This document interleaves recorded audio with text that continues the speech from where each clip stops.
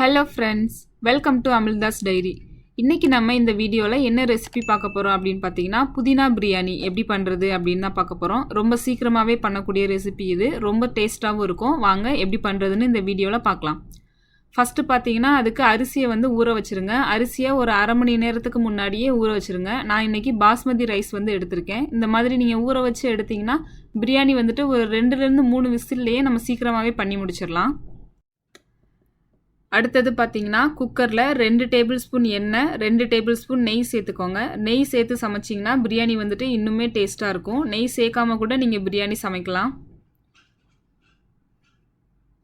நெய் நல்லா உருகுனதுக்கு அப்புறமா ஒரு துண்டு பிரியாணி இலை, பட்டை, கிராம்பு, ஏலக்காய் இது எல்லாமே சேர்த்துக்கோங்க.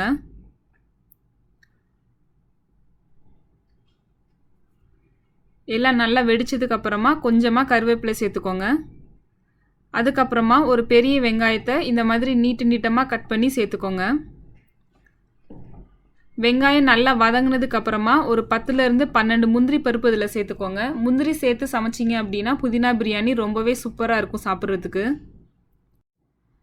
அதுக்கப்புறமா பார்த்தீங்கன்னா, இதில் ஒரே 1 டேபிள் ஸ்பூன் பிரியாணி மசாலா மட்டும் சேர்த்துக்கோங்க. பிரியாணி மசாலா இல்லை அப்படின்னா சாதாரணமாக நம்ம வீட்டில் யூஸ் பண்ணுற குழம்பு மிளகாய்த்தூள் அப்புறம் மல்லித்தூள் இது 2 மட்டும் சேர்த்துக்கோங்க.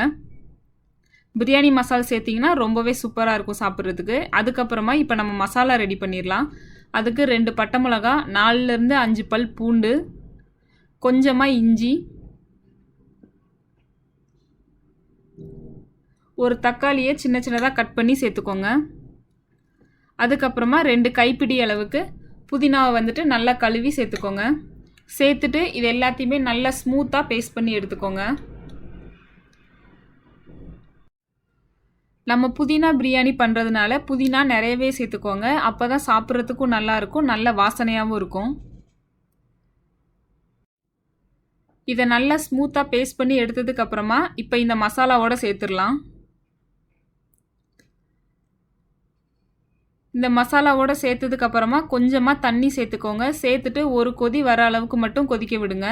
அப்போ தான் அந்த மசாலாவோட பச்சை வாசனையெல்லாம் போய் பிரியாணி சாப்பிட்றதுக்கு ரொம்பவே நல்லாயிருக்கும். தேவையான அளவுக்கு உப்பு சேர்த்துக்கோங்க. சேர்த்துட்டு ஒரு கொதி மட்டும் மீடியம் ஃப்ளேமில் வச்சு கொதிக்க விடுங்க. புதினாவை அரைச்சி போடாமல் அப்படியே சேர்க்குறதுனாலும் சேர்த்துக்கலாம். அப்படி சேர்த்திங்கன்னா நிறைய பேர் அதை தனியாக எடுத்து வச்சுருவாங்க. ஸோ அதுக்கு பதிலாக இந்த மாதிரி நீங்கள் அரைச்சி போட்டிங்கன்னா இது சாப்பிட்றதுக்கு ரொம்பவும் டேஸ்ட்டாக இருக்கும். இப்போ பாருங்கள், நல்லா கொதிக்க ஆரம்பிச்சிருச்சு. இப்போ நம்ம இதில் அரிசியை சேர்த்துடலாம். அரிசியில் இருக்க தண்ணி எல்லாத்தையுமே நல்லா இருத்துட்டு இப்போ சேர்த்துக்கோங்க. சேர்த்துட்டு தேவையான அளவுக்கு தண்ணி சேர்த்துக்கோங்க. 1 கப் ரைஸுக்கு 1.5 கப் தண்ணின்ற அளவுக்கு வச்சுருங்க. அப்போ தான் நமக்கு கரெக்டான பதத்தில் வெந்து வரும். அரிசியை சேர்த்ததுக்கப்புறமா நல்லா ஒரு கிளறி விட்டுருங்க. கிளறி விட்டதுக்கப்புறமா தேவையான அளவுக்கு தண்ணி சேர்த்துக்கோங்க. தண்ணி சேர்த்ததுக்கப்புறமா குக்கரை மூடி வச்சுட்டு 2 விசில் வர்ற அளவுக்கு மிதமான சூட்டில் வச்சே கொதிக்க விடுங்க. 2 விசில் வச்சாலே போதும். பிரியாணி சூப்பராக தயாராகிடும். அரிசி எல்லாமே ஒன்றோட ஒன்று ஒட்டாமல் ரொம்ப சூப்பராகவே நமக்கு பிரியாணி ரெடி ஆயிரும்.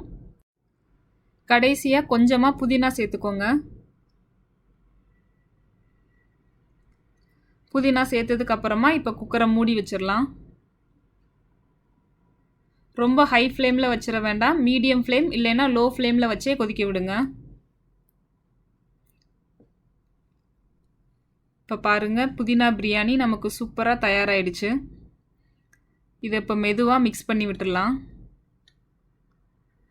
பாருங்கள், அரிசி எல்லாமே ஒன்றோட ஒன்று ஒட்டாமல் பிரியாணி நமக்கு சூப்பராக ரெடி ஆயிடுச்சு. இது நீங்கள் ஒரு 15 நிமிஷத்துலேயே இந்த பிரியாணி பண்ணி முடிச்சிடலாம்.